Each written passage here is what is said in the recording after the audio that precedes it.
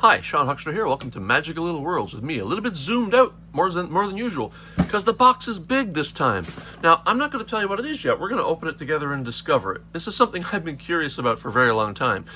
You know, when you're on Facebook and ads keep popping up and you say, that looks good, I'm going to go in and look. Well, that ad keeps popping up, and this is from a company that I don't mind that because they make some of the most beautiful toys. And they have for a very long time, and I've been a big fan of theirs. Haven't bought a lot of their toys, but that doesn't mean I'm not a big fan. But this particular series is something that I've been curious about. So I bought one, and I'm going to open it up, and hopefully, I'm a little bit concerned, because it does seem like there's a lot of loose pieces in this box, and I really hope that's not true.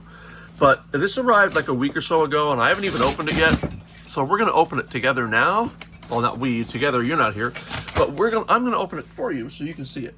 And we're gonna just slice through here, being careful not to slice any packaging that might be inside by angling the blade upward, and then pulling this down.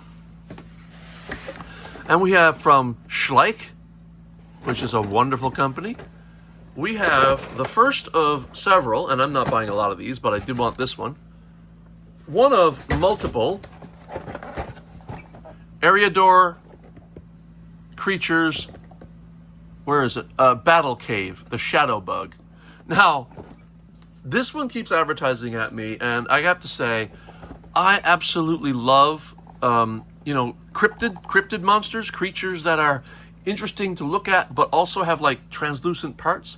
One thing that Schleich's been doing a really good job with is making creatures with translucent parts, and I recently bought this one. Now, if you follow my channel, you'll notice that my favorite line of toys is space, but after that it's Arctic. It's like snow. So I had to pick up this huge mammoth, but it's got these crystalline pieces and these crystalline horns. They have been doing an amazing job of this like crystallized cryptids under the Eldrador brand, or I'm sorry, Eldrador brand.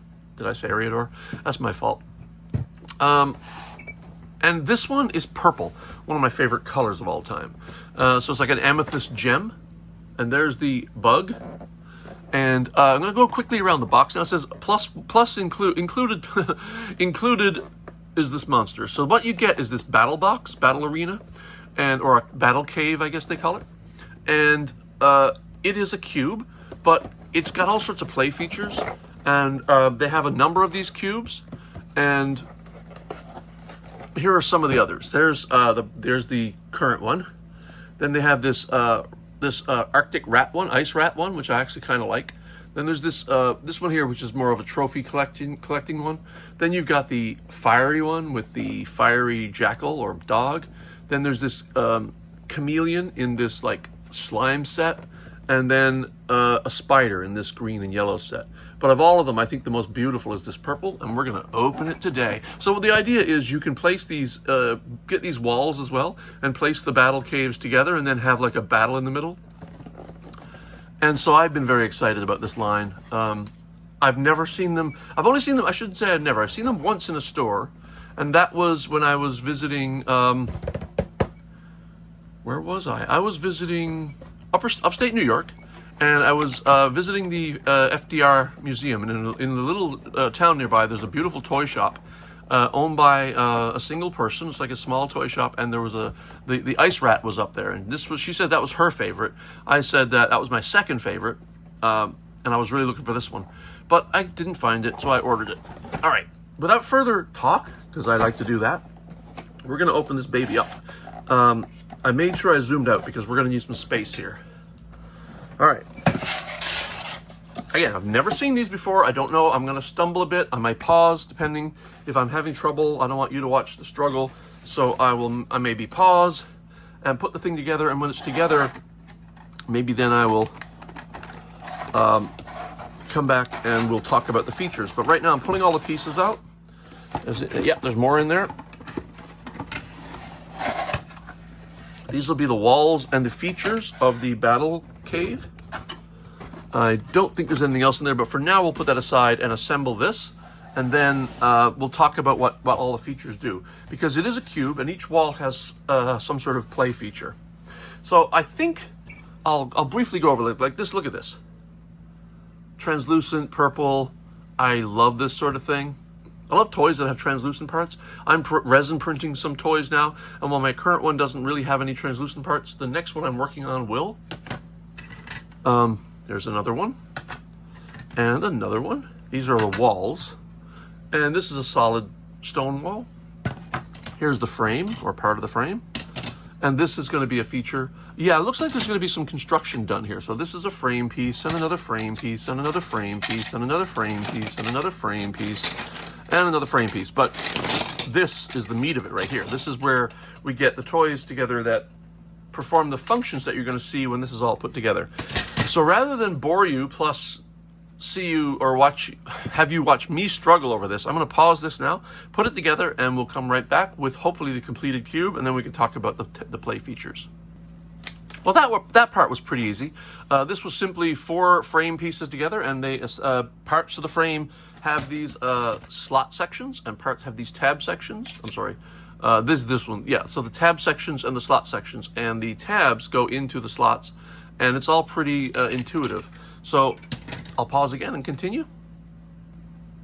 Pretty nice engineering, because then the other 2 pieces go on top as like a cap to the 4 walls that I created, and it all just kind of friction fits together rather nicely. Okay, on to the next bit, which involves these connectors, which are in this bag.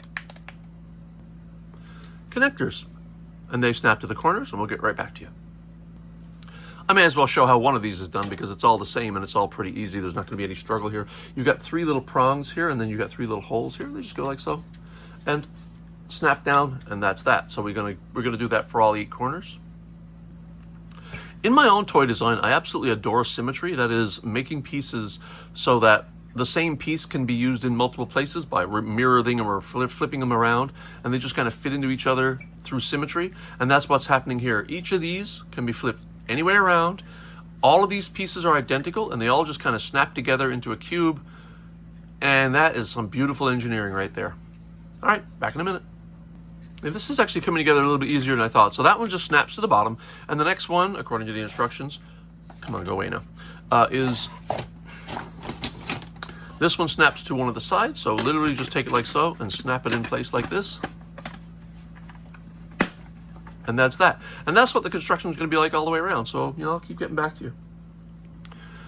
In fact, the last piece I put on was wrong, because there was a little tab up here that was not supposed to be on this piece. So now this is the correct piece. I'm trying to follow the instructions to show where these holes go to make sure I'm aligning them correctly, but I kind of doubt that it matters. I think these are meant to be symmetrical and placed anyway. So let's keep going. Next, this piece and its door attach. And this has little tabs here, little nubbins, and this has little hinges here. So we apply this to this. Let me just make sure I got it the right way around. I don't think it matters, because I think this is going to swing completely. And that's this, and it does, swings completely around. And next step, which is attaching it to this side.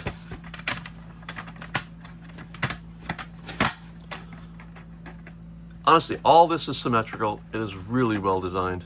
Every step it says you need to rotate 90 degrees for the next step. So we'll move on to the next step, which is placing this here. And this is the one that had the tab that I talked about. So that goes here. And the reason is there's a little hinge here, and there's hinge pins here. So this is going to end up being a door. When you snap this in place, this becomes an openable door by pulling the tab, I imagine. And then the door opens like so. And onward. Next, I want you to take this piece, but flip it over so that it's hard to see there, but these little nubs are here. And then we take these 2 spine pieces and attach them like here. And I think that just, if you watch my videos, you will know I always drop something on the floor. Be right back. Okay, back to this. So now this goes like so. Hinges in here, and there are a bunch of different hinge pins here, so they've got to snap into place here, I think. Trying to get that in. Let's see, maybe it goes like so. Oh, maybe it just sort of fits right now. I think, let me just check the instructions. Yeah, so they don't actually snap in place right now, they just friction fit in place, because then the next step is to take this piece, which is the thing that holds it all down, and place it. So I'm going to check the instructions here. and see how that works. So we place this like, I've got to make sure it's in the right orientation, and I want to make sure that's correct. Oh, that's cute. You got to go like so, and then put this down. Interesting. This requires a little bit of finesse.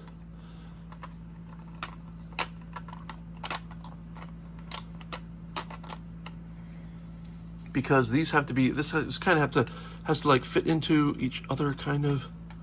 I'm not quite sure how this. Let me get back to you on that. So I found no particularly good way to get this capped on when the claws were in place. So I came up with this idea instead. So I'm going to take this out. I'm going to put this up through first.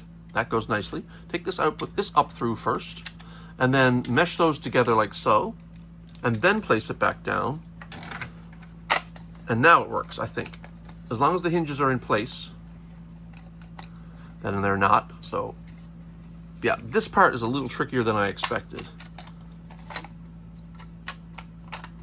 All right, now it'll work. Now I can snap this down, and I just did. And now this works as a capture device. And so it's open like this, and then when you push down on these, you capture. And that is the element here. Now, the next stage is this element goes into the box. So we take this, and let's see. So they want it on this side. Now this, yeah, so this has got purple, this has got purple, you can see through it, yep. And then this hinges to this side here.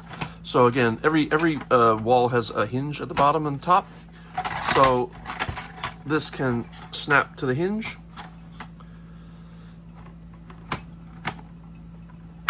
It's a little tricky. Let me see if I can do this off camera. So the smart method was to get one hinge first and then kind of slide the other hinge pin down the wall until it snapped into place, and now it closes and is fine. And there's the tab that opens it, and then it opens up. All right, we're moving on to the next one. This was stage 11, step 11, by the way. Moving on to step 12, we put 4 of these barrels together. So that requires 8 pieces. And I will bet you anything these are also symmetrical, because I gotta tell you, man, symmetry is brilliant if you can do it. And if you can do it successfully, it saves a lot of part printing, because this is one part printed as many times as they need, rather than printing multiple pieces that slide into each other. So yeah, so even the tab slot of the wall is symmetrical. So this is tab on this side, slot on this side. So when you flip them around, they mesh together perfectly. Oh, I'm sorry, the other way around. They mesh together perfectly when you flip them around, so that the tab, even the walls tab together perfectly on a symmetrical piece. Okay, the engineers at Schleich, I just want to say, kudos, my friends, kudos, beautiful work. Symmetry is golden. It's also very hard to do. If you can do it, then kudos to you.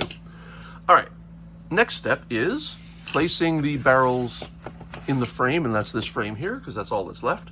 And there are some offset sections here, so everything has a hinge pin, like here, right? So you place one hinge pin in first, and then snap the other one in place, so it rolls. And then you do the next one, and these are slightly offset to each other, which is kind of fun. And another one, so you're rolling again, and another one, and another one. And that is a rolly surface. I mean, you could literally drive it across the floor if you wanted to. And that then looks like this. And step 14, place that on top, like so. So the tabs are here, the short tabs, these ones here, and they get snapped into the top section here, like so. And then that can also hinge upward. Oh yeah, there we go, it's snapped now. And that, because there are these little hinges here that kind of can hold it in place or hold it down, so it only comes up a little way. Actually, these act as a lock. These you can't really see. These act as a lock. So when you put it in, it locks down, but then it also lifts up and can act as a stop right there. Beautiful. And then the last section of the instructions, I think, are flip it around again to the back. You take this gem that they provide you with and place that. Okay, so you open this up and place the gem in here.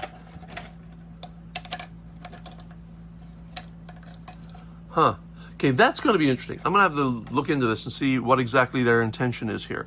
So they show it clipping into place here, but I'm not sure if it probably does if I angle it correctly. Yeah, that's probably okay there. Yeah. Whoa!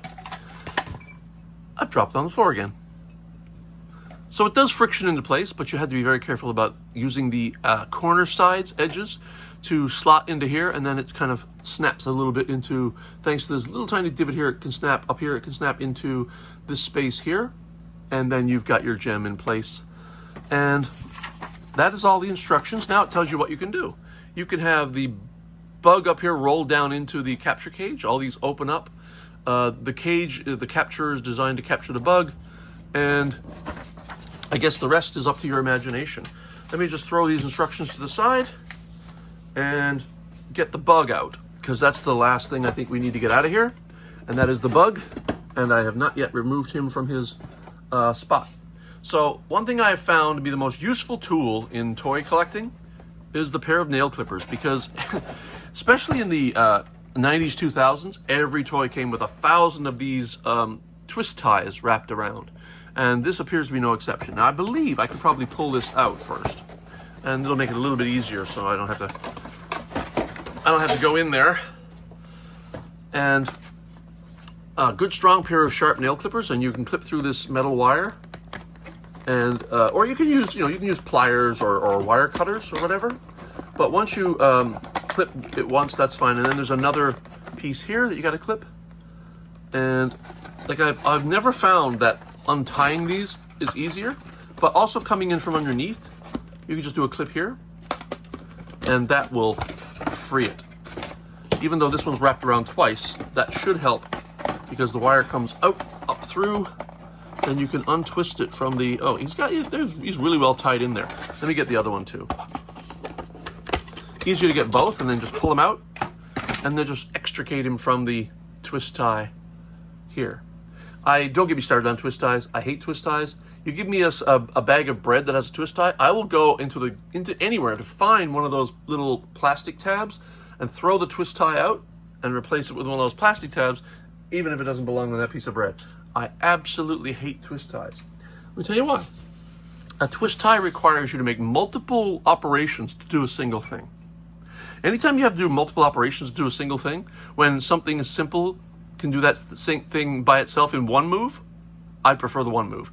Anyway, here's the bug, and it's quite creepy. I absolutely love it. Let me get a light closer to it. It's harder to see the translucent purple in the lighting I had there. Oh, detail. This is like a big, large Mighty Max monster, isn't it? The legs are kind of rubbery, so they bend without breaking. That's good. I honestly think the legs look a lot like the legs of a moth. If you've ever seen a really fuzzy moth and picked one up, the legs look a lot like this. This is really nice. I like this. I love the pincers. I love the face. Yeah, this is really nice. Detail all the way down. Schleich, you're geniuses. I absolutely love you.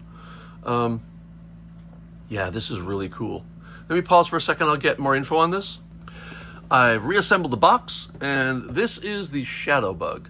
So this is your Shadow Bug, and I gotta say, that's a really good title. I love it. So I guess the next thing is show you some of the things you can do. I mean, there's not a lot of function. There's actually a fair amount. This spins around. I love that. This cap opens up at the top, so you can tab this up. So I guess one of the scenarios is you pull this down, have that ready, and then you pull this up, or your bug. You lure your bug somehow onto the roof, and then you lift this tab, or the tab is sprung by some mechanism right here, and then it rolls down the barrel. I mean, the legs are in the way, and then you can capture it here like so, when this gets down here, it can come together like its own capture, and you capture the bug. Each of these 4 that are currently exist have similar functions, or I should say different functions, but similar ideas to the play. I notice if you look online, this one has chains up here, and this spins. So these are like, it's a spinning thing to knock the creature off, and then these are used to batter, I guess. It also has like this ice thing here. This one has a chute and a cage with this beautiful creepy eye kind of what's that, statue. This one is the one for storing gems, I guess, for storing the various gems that you might get. And then this one has a web and a chute, and I'm not really sure what they all do. Like this one has a collapsing web, as you can see there. The top wall, the ceiling collapses down to capture the bug. Gotta say though, the purple one really sang to me, and I really had to have it. So there it is. The Schleich Battle Cave Shadow Bug. I don't think I'm going to be buying a bunch of these or any more of these probably, but I really did want this one. If I do buy one more, it'll be the ice rat with the swinging thing on top. So I did want to introduce this to you because, like I said, I've been following this line for quite some time, and you can also buy other creatures in this line that are thematically fitting to the 4 sets. Like this one, for example, is clearly made to fit with the Arctic set. There are others that have purple gems on them. I almost bought one, but I opted to buy this one instead on that one trip to that store that I went to. But this one, also you can buy, like I said, other monsters with purple gem pieces attached, crypto creatures, and I'm gonna say I highly recommend this. This, if I was a kid, this would be hours of fun. I would love it. And then if you buy multiples and you can do the arena thing that they have set up, I'm thinking that's a pretty good idea. All right, well, for me, Sean Huckster, Magical Little Worlds, thanks for watching. See you next time.